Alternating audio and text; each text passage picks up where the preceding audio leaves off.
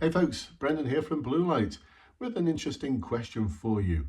So I'm just wondering if you can tell me about something that you've done recently that you're really proud of. What do you think? Easy question? Tough question?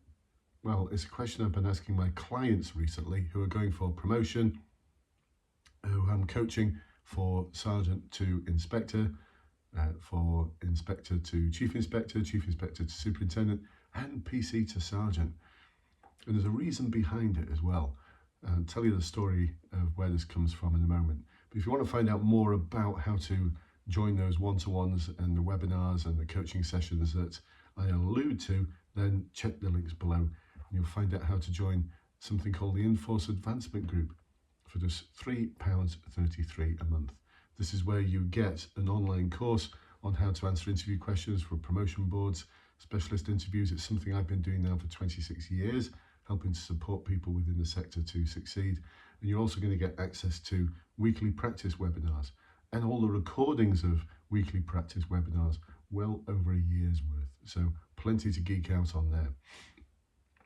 So the reason why I posed this question was because for many of you, you're going to get asked a question at your board along the lines of how in the future will you enable a culture of well-being or a culture of performance. Doesn't matter really whether it's a culture of well-being or a culture of performance. This isn't the only answer, by the way, that you give, but it's one of the answers that you give. And it's by being more appreciative in the nature of your questions. Now, tell me if I'm wrong. I believe, and I know from my own time in the police and from talking to you, that most of the meetings that you attend as a serving police officer, most of the briefings that you have, tend to focus on what's broken, what's not working, on problems. One of my clients who's going for the rank of superintendent, actually they've achieved the rank of superintendent, they passed their board, talked about how the Monday morning meeting was something that they all came out of feeling quite depressed. And so I suggested that the questions that we should be asking of our officers should be more appreciative in their nature. Now, this comes from a theory of organisational development and organisational change called appreciative inquiry. Shameless plug for the authors there. I find this book a really interesting read. You've got to take out some of the academic stuff, which can be a bit heavy at times. But if you take out some of that, there's some real gems in this book. It's one I used when I was a serving officer. When I actually discovered this, the way I discovered about this model of organisational change was when I was describing to one of my friends who's actually in the OD world, organisational development world, the sort of approach I take to helping to support my staff, to develop them, to develop a culture of well-being, to develop a culture of performance. And he said, actually, that's appreciative inquiry, what you're doing there. And then I studied it and thought, oh, yes, it is. And then honed my skills a little bit more. So now I'm helping you to hone your skills. And you might be thinking, this all sounds really complex. There's a whole big book on it. Well, it's not really that difficult. So it starts off with asking a question about something that someone's proud of. Tell me about something that you've done recently that you're really proud of. And get them to articulate it and describe it. The next question is a really easy one if you're a supervisor or a manager. Be proud of them. Be proud of them authentically with them, because whatever they're going to tell you really will be something they're proud of and something amazing. Be proud of them with them. And then it's a really easy question. It goes along these lines. That's amazing. That's really, really good. I'm so proud of you as well. That's a really good job. You really made a difference there. That's amazing. What can I do as a supervisor, as a manager? What can I do as a sergeant? What can I do as an inspector to help you do more of that? Because whatever they describe that they're proud of will be something that the force wants them to do more of. I promise you this. I promise you this. If you listen very carefully and pay attention to what they're talking about, you'll see that there's bits of performance in there if the question's all about performance. Well-being, this is something they're proud of. It makes them feel proud. It makes them feel like there's some worth and value in coming into work. A reason for coming into the police station to don that uniform and take on that awesome role. So the next question is a really simple one. What can I do as a sergeant to help you do more of that? What is it that's within my gift to help you do more of that? Or the next question could be, what do you think you need to do to create more opportunities for whatever it is to happen? Or bring the rest of the team in. What does everyone else feel or think in respect of what we could do as a team to get more of that done? Because that was awesome.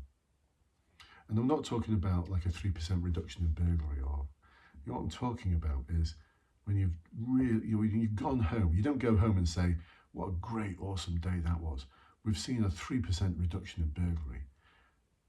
Now, getting a 3% reduction in burglary is important because people don't like their houses being burgled. But you tend not to talk about that, do you? You talk about the investigation that you carried out into some burglaries and you caught the perpetrator and recovered property.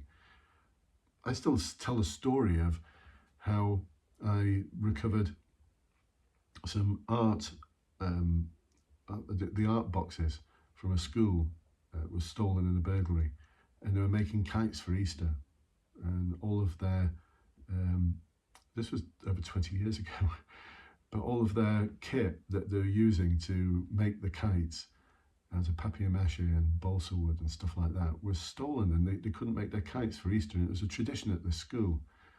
And I investigated it, and I recovered the property, and I got the bad guy, and we recovered a load more stuff from burglaries in the area in his house.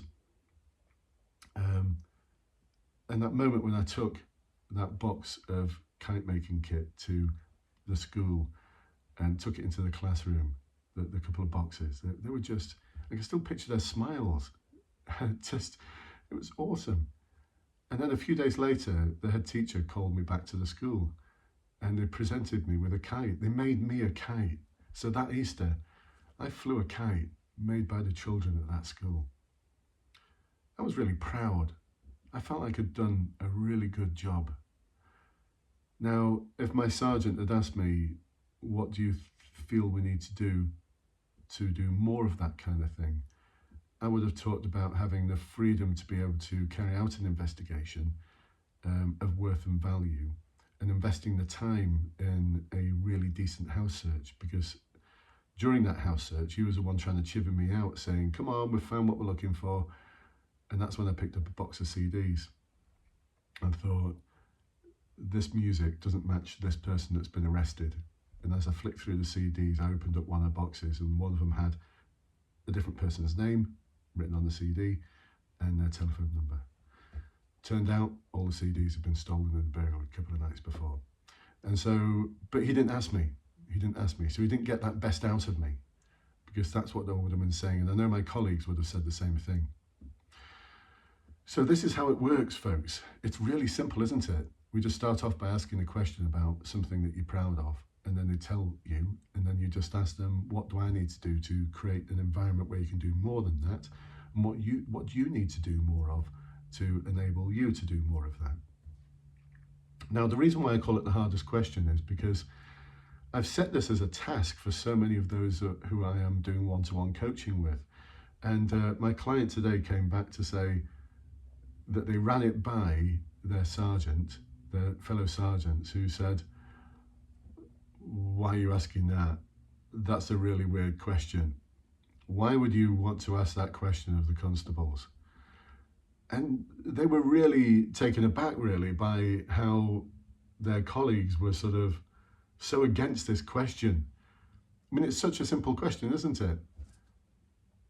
They're so used to being asked questions about problems, about issues, about challenges, things that are broken.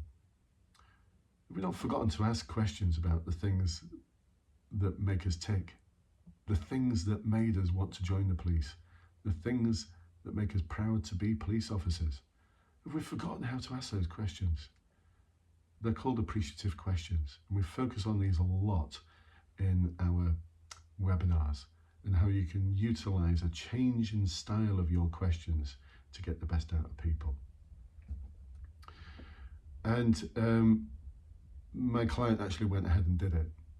And what they got from their officers was a really awesome account of how they came together as a team to do something that was really, really awesome.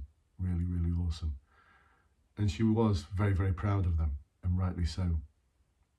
And I was proud of them. I heard the account of what they said, and I remember thinking, that was just brilliant policing, fantastic, and they were so proud. And the observation from my client was that the mood music in the room lifted. And it will, and it will. Anyway, we'll look at this in more detail as we go through our weekly webinars, where we look at change, where we look at performance, where we look at culture of well-being, what that really means. One of my clients recently, who was going for a senior rank, superintendent, talked about how they're going to put it front and center of everything they do.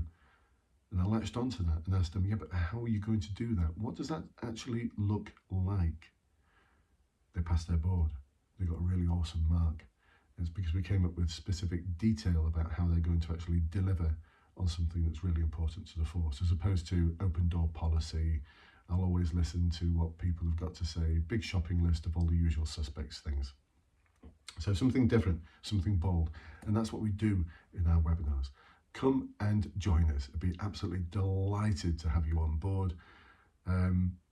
Most of it, I hope you'll be able to find useful. Some of it you may think it's a bit too out there for me. But trust me, we generate some incredible, incredible ideas. And everyone's from different forces, so it's like a cross-fertilisation of ideas as well. It's an awesome, awesome place to be for just £3.33 a month. I can't believe I'm charging that, by the way. I can't believe I'm only charging £3.33 a month for the course that you get, the weekly webinars, over a year's worth of webinars that you can watch and geek out on. I've got to charge more, haven't I? I've got to charge more than that. It's just a gift. It's less than the price of a cup of coffee.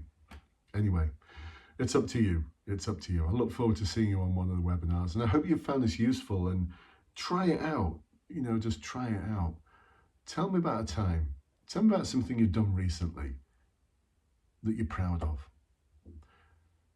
And because this isn't a question that's been asked much, don't be surprised if you get some blank looks. And don't be surprised if you get surprised by something that's just awesome. And then your duty as a supervisor, how can I help you do more of that? It's so simple, isn't it? So simple. All right, folks, I shall catch up with you next time. Look forward to seeing you on one of the webinars. Bye-bye for now.